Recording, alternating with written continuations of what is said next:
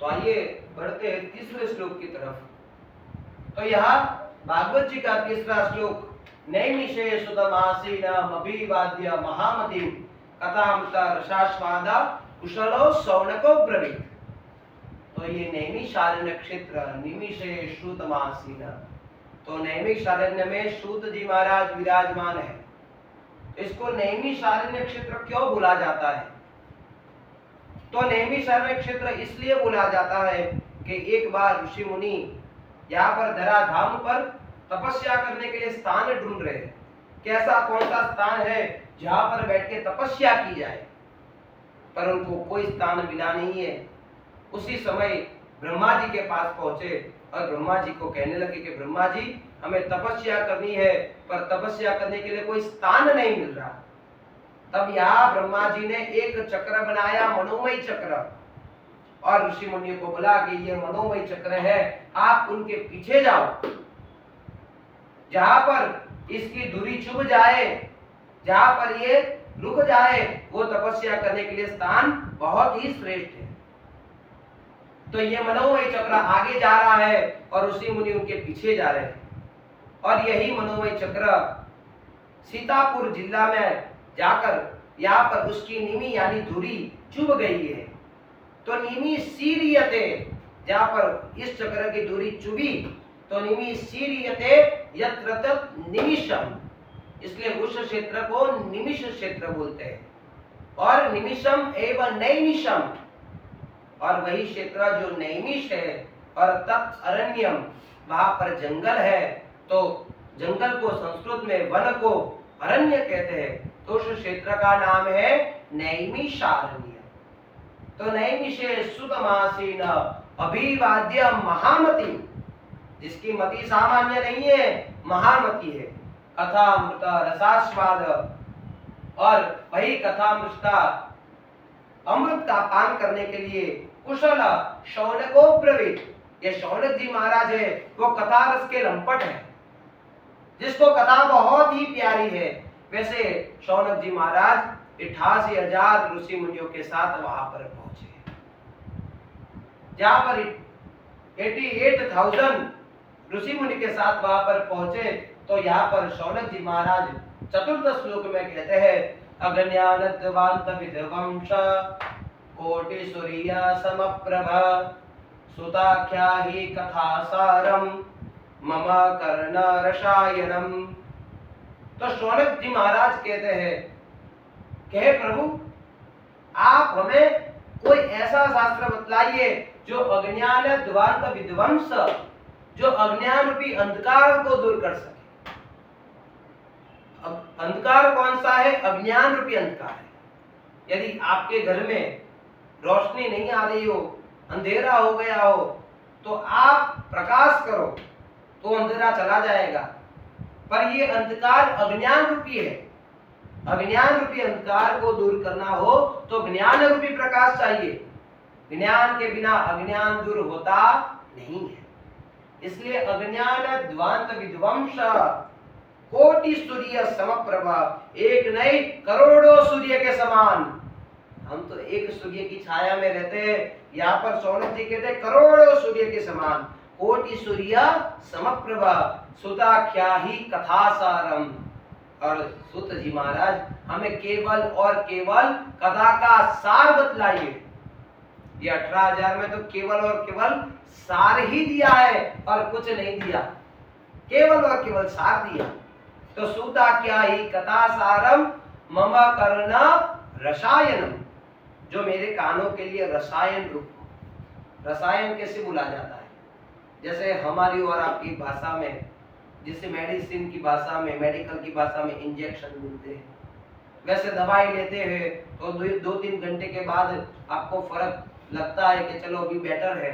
पर यदि उसी जगह पर हमने इंजेक्शन रखवा दिया तो हम 20 मिनट में कहेंगे कि अभी बहुत अच्छा लग रहा है। तो इट मीन्स रसायन ऐसा दो कि जिसको लेने से, जिसको प्राप्त करने से तुरंत ही हम अच्छे हो जाए और तुरंत ही अज्ञान दूर हो और ज्ञान रूपी प्रकाश तुरंत ही आ जाए। इसलिए मम कर्ण रसायनम। उसके बाद पंचम श्लोक में पूछा कि भक्ति ज्ञान विरागाप्तो विवेको वर्धते महान माया मोह निरासश्च वैष्णवै क्रियते कथम। क्या आप हमको ये बतलाइए कि भक्ति ज्ञान और वैराग्य युक्त विवेक की बुद्धि कैसे प्राप्त होती है। बुद्धि के अंदर विवेक होना चाहिए, तो बुद्धि के अंदर भक्ति भी होनी चाहिए।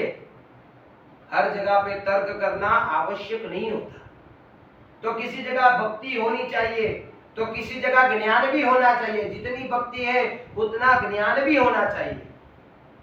कब करना है, कैसे करना है, ये सब ज्ञान की चर्चा है।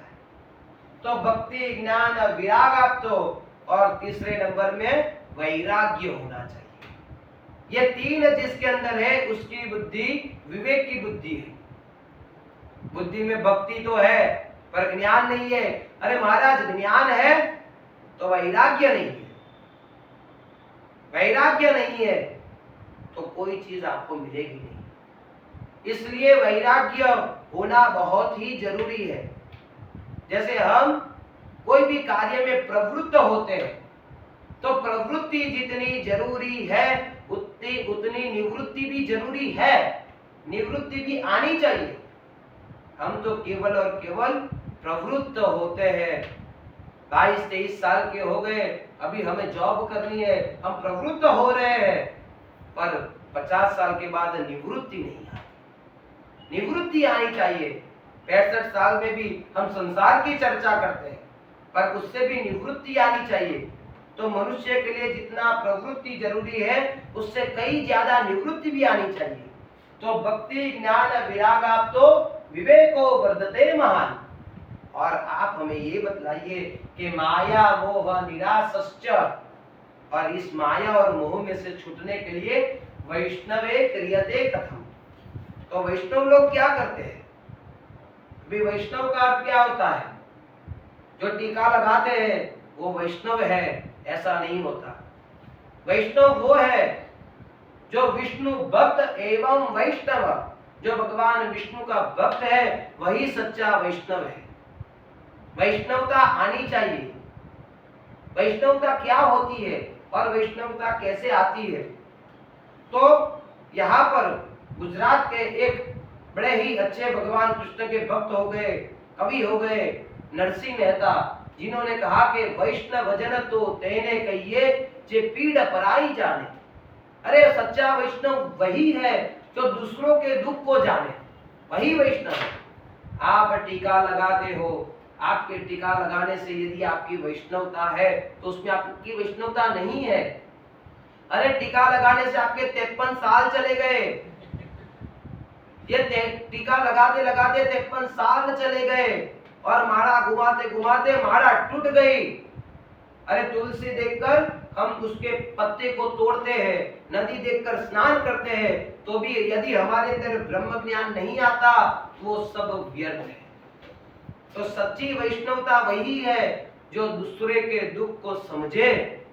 खुद को कितना दुख है वो तो सब जानते हैं, पर दूसरों को कितना दुख है वो समझे, वही वैष्णव है। और इतने पर वैष्णवता पूरी नहीं होती। कहते हैं कि पर दुखे उपकार करे, दूसरे के दुख को देखकर उपकार करते हैं, पर इतना करने पर भी मन अभिमान न आवे।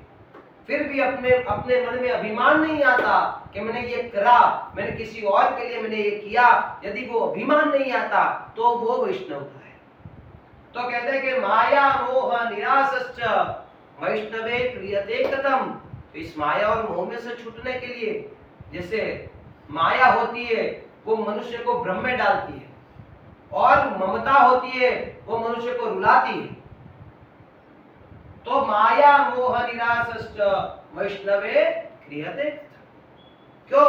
क्योंकि अभी घोर कलयुग चल रहा है, और इस घोर कलयुग में 6ठे श्लोक में बताया कि घोर कलयुग में इहे घोरे कलो प्रायो जीवश्चा सुरतांगता क्लेशा क्रांतस्य तस्यैव शोधने किम परायणम। क्योंकि इस घोर कलिकाल चल रहा है, और इस कलिकाल में जीवश्चा सुरतांगता, और इस कलिकाल में मनुष्य असुर हो गया। इस कलिकाल में मनुष्य किसी के ऊपर दया नहीं करता, मनुष्य कैसा हो गया? असुर हो गया। अरे मनुष्य जना अघासुर, जो भगवान ठाकुर जी को मारने के लिए अघासुर आया था, वो अजगर का रूप लेके आया था। तो आज सभी असुर ऐसे हो गए कि सब कुछ खा जाना चाहते हैं और कुछ चाहते नहीं है।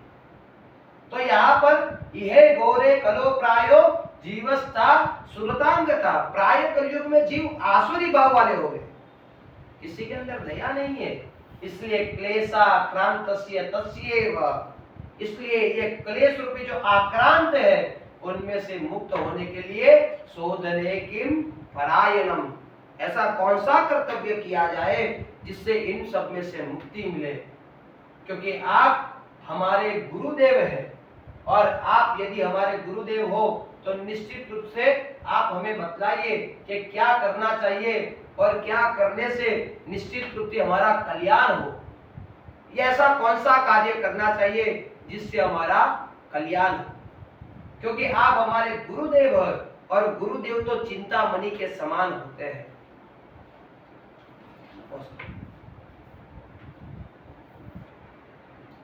तो आइए भागवत जी के 7वें श्लोक में प्रवेश करते हैं। 7वें श्लोक में यहाँ पर शौनक जी महाराज कहते हैं कि आप हमें वो उपाय बतलाइए, और उपाय कैसा हो? श्रेयसाम यद बृहत् श्रेय पावनानाम च पावनम, और कैसा? कृष्ण प्राप्ति करम सस्वत साधनम तद्वदाधुना। शौनक जी महाराज कहते हैं कि प्रभु आप हमको ऐसा बतलाइए जो श्रेयसा यद बृहत् श्रेय, जो कल्याणकारी का साधन है उसमें से यदि कोई कल्याणकारी हो वो हमें बताइए, और पावनानां च पावनम, और कोई चीज पावन करने वाली हो उसमें से भी कोई ज्यादा पावन करने वाला हो वो बताइए, और ऐसा शास्त्र बताइए कि ये सब तो ठीक है पर उसके साथ कृष्ण प्राप्ति करम सस्वत, और तुरंत ही तुरंत कृष्ण को प्राप्त कराने वाला, कृष्ण को मिलाने वाला ऐसा कोई साधन हो तो साधनम तद वधाधुना, तो ऐसा साधन आप हमें बताइए। ऐसा हम आपके पास मांगते हैं कि ऐसा साधन आप हमें बतलाइए, क्योंकि आप हमारे गुरु हैं। और गुरु के लिए शास्त्र में क्या बोला गया? तो 8वें श्लोक में कहते हैं कि चिंतामणिर लोक सुखम सुरुद्रु स्वर्ग संपदम प्रयच्छति गुरु प्रीतो वैकुंठम योगी दुर्लभ। कहा कि चिंतामणि लोक सुखम, यदि किसी के पास चिंतामणि आ जाए तो चिंतामणि आने से केवल और केवल लौकिक सुख दे सकती है, उसके अलावा कुछ नहीं दे सकती। चिंतामणि का अर्थ क्या होता है? जिसकी कांति से, जिसके स्पर्श मात्रा से चांदी लोहा ये सब सोना बन जाए, ऐसी चिंतामणि की विद्या है। तो चिंतामणि लोक सुखम, चिंतामणि किसी के पास आ जाए तो लौकिक सुख देख सकती है। और सुरुद्रु स्वर्ग संपदम, सुरुद्रु का अर्थ होता है कल्प वृक्ष। कल्प वृक्ष किसी को मिल जाए तो स्वर्ग की संपदा दे सकता है, उसके अलावा कुछ नहीं दे सकता। पर प्रयच्छति गुरु प्रीतो, पर यदि गुरुदेव की आपके ऊपर प्रीति हो जाए तो गुरुदेव आपको क्या देख सकते हैं? तो गुरुदेव की कृपा से आपको वैकुंठ मिल सकता है। वैकुंठ देने वाला गुरुदेव ही आपको वैकुंठ दे सकते हैं। और जो वैकुंठ कैसा है? योगी दुर्लभ, जो योगियों के लिए भी दुर्लभ है, ऐसे वैकुंठ की प्राप्ति होती है। इसलिए आप हमारे गुरुदेव हैं, आप निश्चित रूप से हमें ऐसा कोई उपाय बतलाइए जो करने से मनुष्य का कल्याण हो। तब सूत जी महाराज कहते हैं कि प्रीति सौनक चित्ते ते यतो वचमी विचार्य च सर्व सिद्धांत निष्पन्नम संसार भयनाशन। हे शौनक जी महाराज, आपकी भगवान के प्रति बहुत ही प्रीति है, और इसलिए प्रीति है इसलिए मैं विचार करके उसका उत्तर दूं। यतो वचमी विचार्य सर्व सिद्धांत निष्पन्नम, और हरेक शास्त्र है, हरेक सिद्धांत है, उनका सार है, वैसा मैं आपको बतलाऊंगा। और जो कैसा है? संसार भयनाशनम, जो संसार है उसके भय का नाश करने वाला है। जो संसार है उसके भय का वो नाश करने वाला, ऐसा कोई शास्त्र मैं आपको बतलाऊंगा। और जो शास्त्र कैसा होगा? तो 10वें श्लोक में कहते हैं कि भक्त्योग वर्धनम यच्च कृष्ण संतोष हेतुकम तदहम ते विधास्यामि सावधान तया शृणु। और वो जो उपाय है वो कैसा होगा? भक्त्योग वर्धनम यच्च, जो भक्ति को बढ़ाने वाला होगा। भक्त्योग वर्धनम यच्च कृष्ण संतोष हेतुकम, और भगवान कृष्ण को संतोष देने वाला होगा। और तदहम ते विधास्यामि, और ऐसा एक शास्त्र में आपको बताता हूं, वो सावधान तया सुनो, आप सावधान होकर बस सुनिए। तो वो शास्त्र कौन सा है? तो 11वें श्लोक में कहते हैं कि काल व्याल मुखग्रास त्रास निर्नाश हेतवे श्रीमद् भागवतम शास्त्रम कलौ कीरेन भाषितम। क्या कहा गया कि काल व्याल मुखग्रास, हम सब कौन है? ये जो काल रूपी सर्प है ना, इसके मुख का हम ग्रास है। आज या कल सबको काल के शरण में जाना ही है। कोई ऐसा नहीं है जो अमर है, सबको काल के व्याल में जाना ही है। निर्विवाद सत्य बात है, सबको जाना है। कोई ऐसा कहेगा पंडित जी हम मरेंगे नहीं, अरे सबकी मृत्यु है, पर मृत्यु चाहिए या मोक्ष चाहिए? मृत्यु चाहिए या मोक्ष चाहिए? मृत्यु क्या है और मोक्ष क्या है? मृत्यु किसे कहते हैं और मोक्ष किसे कहते हैं? इस शरीर के अंदर वासनाएं बाकी है और इस शरीर में से प्राण निकल गया तो आपकी मृत्यु है। और मोक्ष क्या है? कि इस शरीर में प्राण है पर अभी कोई वासना बाकी नहीं है, तो वो मोक्ष हुआ। तो ये मृत्यु के मुख में से मुक्त कराने वाला है। काल व्याल मुखग्रास त्रास निर्नाश हेतवे श्रीमद् भागवतम शास्त्रम, वो एक ही है, श्रीमद् भागवतम शास्त्रम। एक भागवत शास्त्र है जो आपको इन सब में से मुक्त करवा सकता है। श्रीमद् भागवतम शास्त्रम कलौ कीरेन भाषितम, जिसको कलयुग में कीरेन, कीरेन का अर्थ होता है तोता। तो ये सुखदेव जी महाराज जो तोते के रूप में है, तो कलौ कीरेन भाषितम, इन्होंने कलयुग में किसको कहा है? सुखदेव जी महाराज ने राजा परीक्षित जी को सुनाया है। तो कलौ कीरेन भाषितम। और उसके बाद 12वें श्लोक में कहते हैं 21 करते हैं, हाँ 21 करते हैं। 2-4 और लोगों को मैं थोड़ा सा सम्मिलित कर लेता हूँ, क्योंकि जब जिनका समय हो रहा है सबको वीडियो कॉल पे दिखा देता हूँ। तो 21 के अंदर सब, तो आइए बढ़ते हैं। ठीक बात है, बोलो बात। 12वें श्लोक के अंदर तो यहाँ पर चलता करते हैं। 12वें श्लोक में कहते हैं कि एतस्माद् परम किंचिन मनः शुद्धेन विद्यते जन्मांतरे भवेत् पुण्यम तदा भागवतम लभे। चलेगा पंडित जी, कितना हो गया? हम चाहें तो रोक सकते हैं। तो 11 हो गया ना, 11 बस चाहें तो रोक सकते हैं।